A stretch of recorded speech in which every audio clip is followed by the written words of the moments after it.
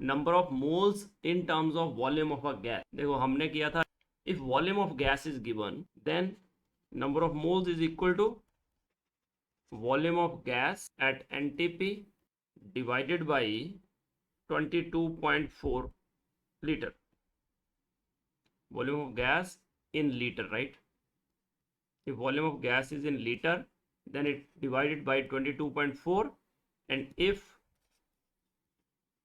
volume of gas in ml at NTP, then divide it by 22400. Now what is NTP? NTP means normal temperature and pressure. Now normal temperature is 0 degree Celsius, means 273.15, or simply write 273 Kelvin, and जो pressure है that is 1 atmosphere. Pressure 1 atmosphere and temperature 273 Kelvin. So to calculate number of moles in terms of volume of a gas, we proceed like this. If volume of gas is given at NTP, then just divide it by 22.4 if it is given in liter, or 22400 if it is given in ml. Got it? एक question देता हूं मैं आपको related to this. Calculate the number of moles present in 11.2 litre of O2 gas. Number of moles है वो क्या है? Volume of the gas, given volume of the gas. So 11.2 litre दिया हुआ है. सॉरी, आई डिडंट मेंशन कि 11.2 litre at NTP. ये mention होना चाहिए बेटा. This should be mention. Calculate the number of moles present in 11.2 liter of O2 gas at NTP. So then we divide it by 22.4 liter. That means कि 22.4 liter, what is this? This is the volume occupied by 1 mole of gas at NTP. So volume occupied by 1 mole of a gas at NTP equal to 22.4 litre. ये आया question. तो इसका मतलब अब हमारे पास number of moles निकालने के कितने फॉर्मूले हो गए? तो 3. Very good. तो हम क्या करते हैं, इसको समराइज कर देते हैं कि if we have to calculate number of moles, then it is equal to mass of substance divided by molar mass. Means if mass is given, we divide it by molar mass. Now number of particles, that means if number of particles are given, we divide it by 6.022 into 10 raised to power 23. Third, if volume of gas is given, then we divide it by 22,400 if volume is given in ml. So ये 3 फॉर्मूले अपने पास हो गए. That means if mass is given, molar mass we can determine, we can calculate from the formula. If molar mass is given, then molar mass 6.022 into 10 to the 23, 22,400, these are known to us. So if mass is given, you can calculate number of particles, you can calculate even volume. This is relation between them. No need to go to number of moles. Like if we have question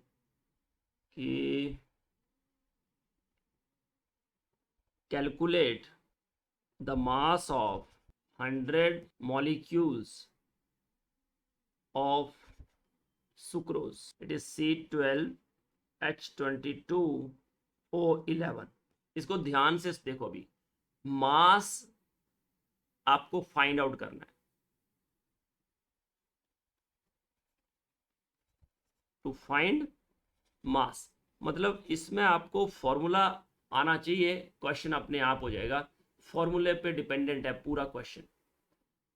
mass find out करना है, इसका मतलब मास वाला relation चाहिए हमें, मास वाला relation we need, ये वाला रिलेशन हमें चाहिए एक तो, ठीक है। और दूसरा जो है, और क्या चाहिए हमें, हमें और क्या दिया, क्या है, what is give, number of molecules, means ये वाला रिलेशन। दैट मींस आपका जो रिलेशन बना, that is mass of sucrose divided by molar mass of sucrose equal to number of molecules of sucrose divided by Avogadro's number। 6.02 लिखो या 0.2 6.022 लिखो, it is up to you. चलो मैं पूरा लिख रहा हूं। Okay, this is the relation. The relation कैसे डिटरमिन किया, क्लियर हो गया आपको? क्योंकि नंबर ऑफ मॉलिक्यूल्स गिवन थे and mass we have to find out. To find mass and given number of molecules, तो हमने मास और नंबर में, नंबर ऑफ मॉलिक्यूल्स में रिलेशन देख लिया। ये पूरा लिख लेना है पहले ही। Number of moles equal to mass over molar mass, number of particle over Avogadro's number, volume of gas in ml at NTP divided by 22400, and if it is in liter 22.4। that's it, ये आ गया आपके पास। अब ये volume वाला relation तो हटा दो क्योंकि वो नहीं चाहिए हमें, हमें चाहिए ये दोनों। तो आप क्या करोगे, सबसे पहला काम है कि आपको नंबर तो दिया है, तो इसके लिए कुछ करने की जरूरत नहीं है, मास आपको फाइंड आउट करना है। इसका मतलब सबसे पहला काम हमें क्या चाहिए, We'll have to find number of moles. no need to find out number of moles, simply we have to calculate molar mass। just put this molar mass here and get the answer। see, we have to calculate mass, right? simply जो मतलब school में या कहीं भी हमें करवाते हैं, हमें क्या करते हैं, पहले आप क्या करो, मोल निकालो, उसके बाद आगे प्रोसीड करो। बट आप खुद देखो ना कि ये फॉर्मूला है अपने पास, number of molecules of sucrose over Avogadro's number into molar mass, उधर ले जाओ।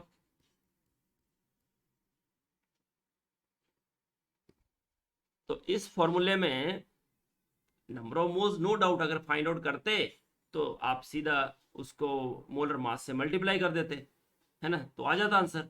तो ये जो लिखा मैंने, number of molecules of sucrose over Avogadro's number, ये क्या है, what is this, number of moles. ये पूरा फॉर्मूला नंबर ऑफ मोल्स ही है ना। तो आप क्या करोगे, आपको मास और नंबर में रिलेशन चाहिए था, वो हमने लिख दिया।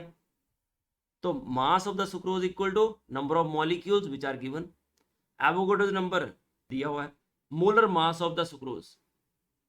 मेन काम है मोलर मास फाइंड आउट करना है आपको, किसका, सुक्रोज का। So just calculate molar mass of sucrose, how many carbons are there, sucrose is C12H22O11, so 12 carbon, 12 into 12,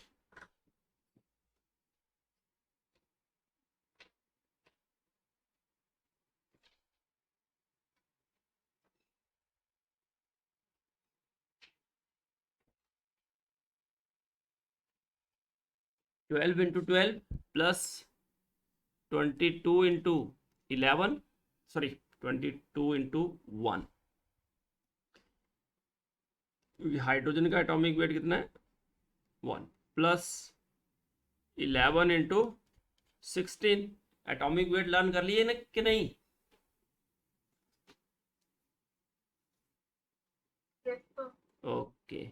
So 12 into 12, 144 plus 22 plus 11 into 342 आएगा टोटल.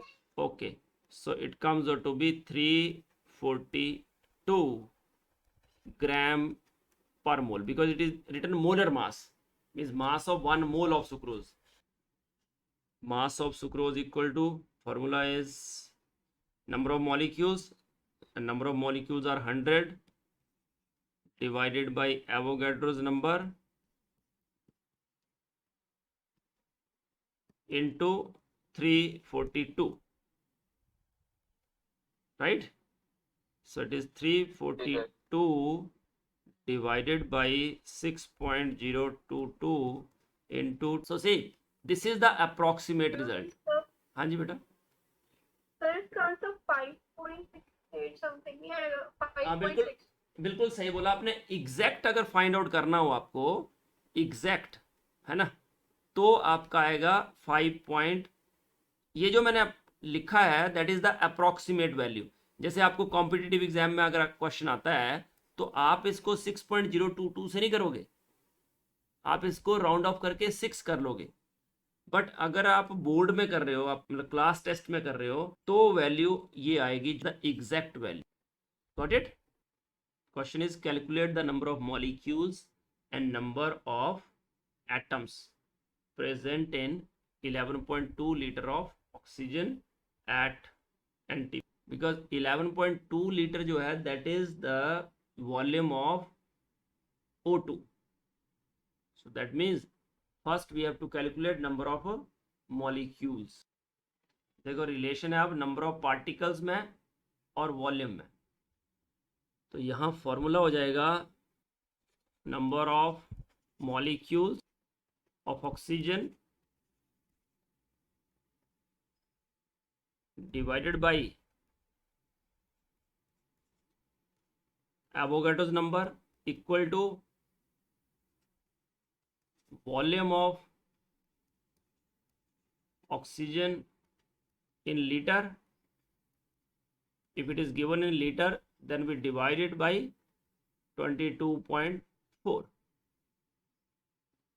तो number of molecules find out करने हैं आपको.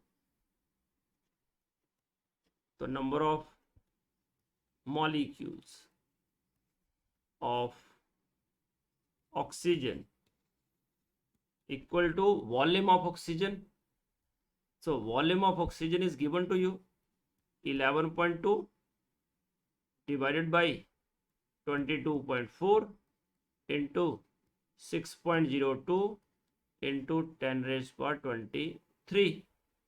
ये वाला इधर ले गए 11.2 22.4 तो 2 आ गया. So 3.011 into 10⁻23. बिल्कुल सही आंसर. ये number of molecules of oxygen आ गए.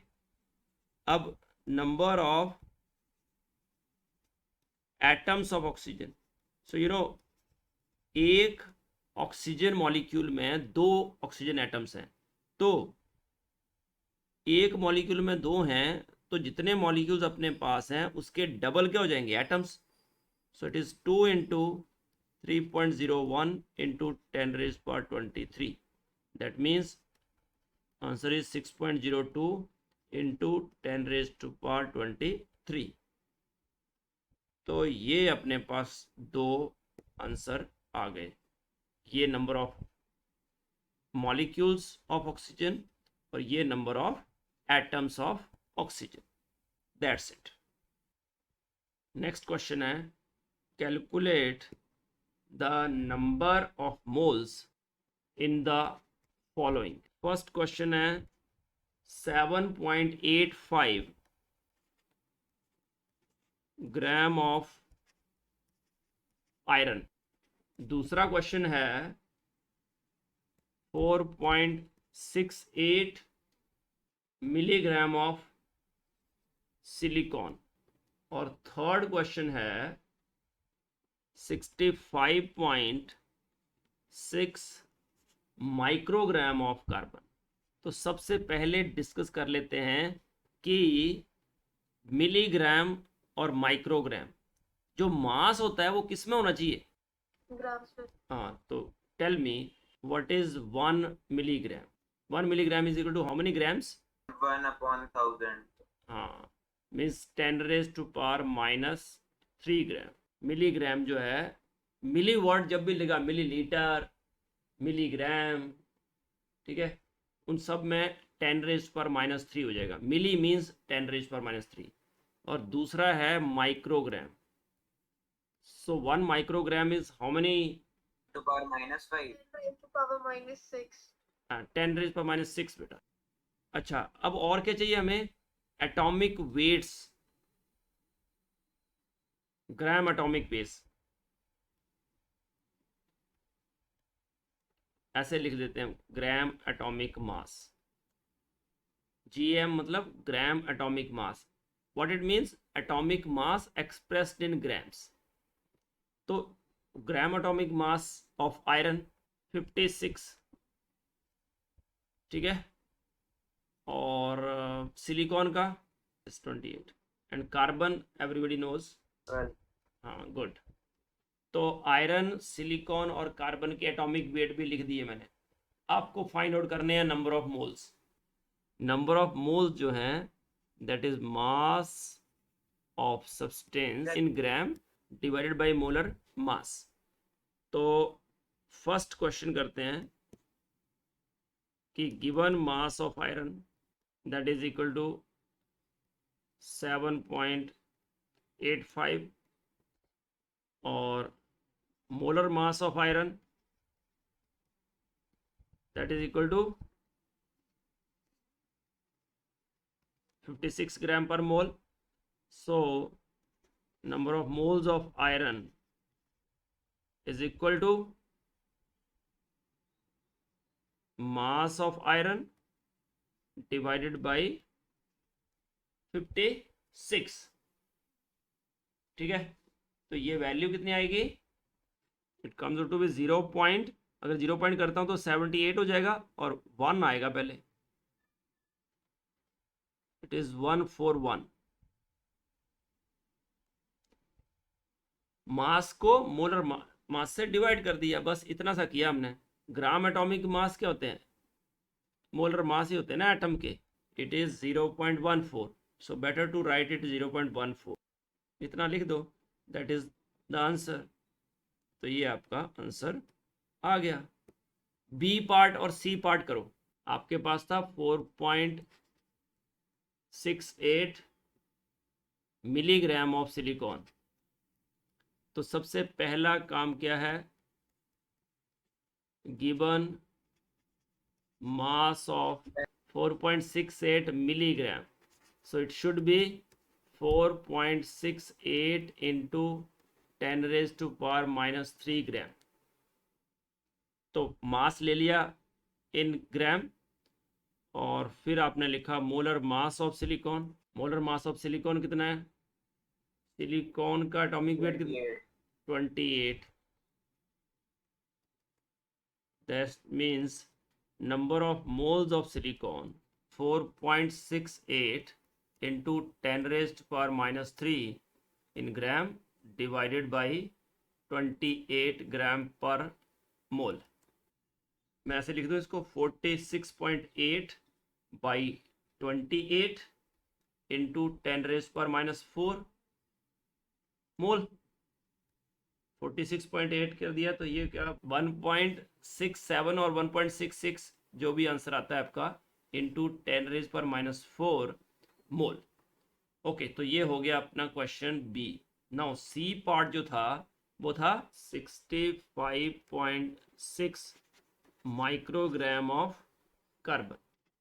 तो इसमें जो मास ऑफ कार्बन है that is equal to 65.6 microgram equal to 65.6 into 10⁻⁶ gram.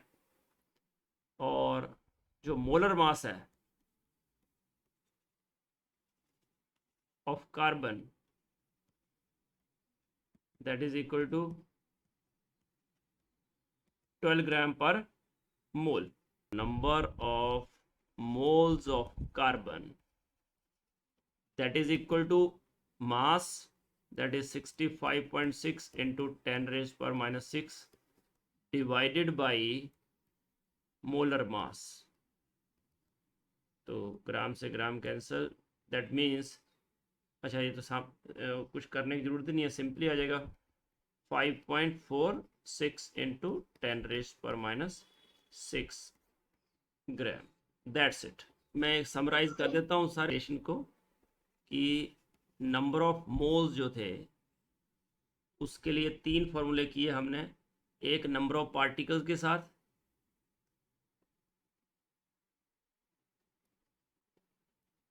Number of particles के साथ जो रिलेशन किया हमने उसमें क्या था कि अगर आप इसको एवोगाड्रो नंबर से मल्टीप्लाई करते हो नंबर ऑफ मोल्स को तो you will get number of moles, और नंबर ऑफ पार्टिकल्स को अगर डिवाइड करते हो एवोगाड्रो नंबर से तो you will get number of moles.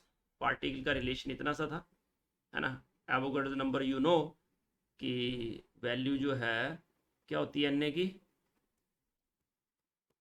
6.02 into 10 rays पर 23 पर मोल, या सिंपली लिखो 6.02 इंटू 10 पर 23। अब आ जाओ कि अगर आपके पास मास दिया है सब्सटेंस का,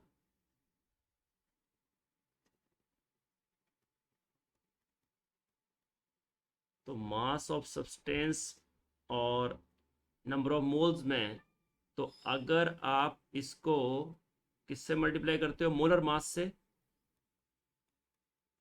नंबर ऑफ मोल्स को, तो you will get mass of the substance. और अगर मास को आप डिवाइड करते हो बाय मोलर मास तो you will get number of moles. फिर आ जाओ वॉल्यूम, और that is applicable only in case of gases. ये फिट कर लेना दिमाग में कि अगर गैस के अलावा कोई भी और होगा तो नहीं होगा। आपको दिया हो कि 18 ml ऑफ वाटर, तब नहीं आप ये फार्मूला लगाओगे, तब आप डेंसिटी से करोगे। वो हम करेंगे क्वेश्चन उससे रिलेटेड भी। Volume of gas in litre at NTP। तो वॉल्यूम अगर फाइंड आउट करना है तो आप क्या करोगे, उसको मल्टीप्लाई करोगे 22.4 लीटर से, और अगर वॉल्यूम से नंबर ऑफ मोल्स निकालने हैं तो डिवाइड कर दोगे 22.4 लीटर से। ये पूरा कंसेप्ट जो हमने किया है, ठीक है। और अगर हम इसको और एक्सप्लोर करें तो 1 मोल जो था, 1 मोल वो इन टर्म्स ऑफ वॉल्यूम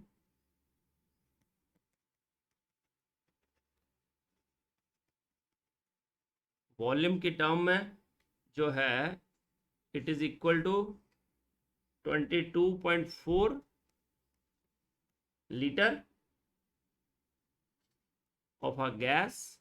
अगर इन टर्म्स ऑफ पार्टिकल होगा, इन टर्म्स ऑफ पार्टिकल, तो पार्टिकल की टर्म में it is equal to 6.02 into 10 raise पर 23 पार्टिकल्स, ठीक है।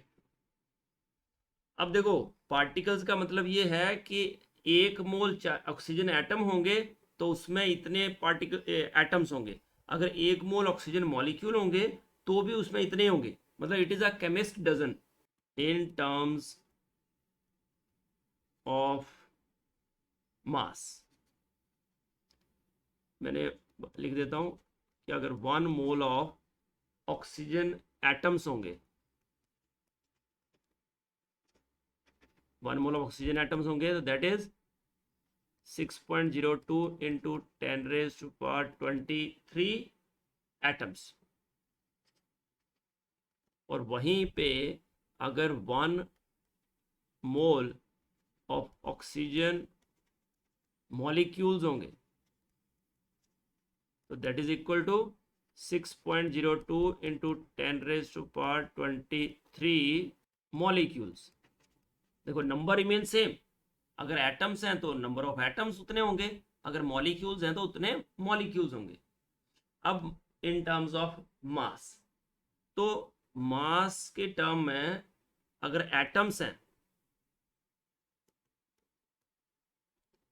तो उनको बोलते हैं 1 gram atom, 1 gram atom of element, 1 gram atom और 1 ग्राम ऑफ एटम।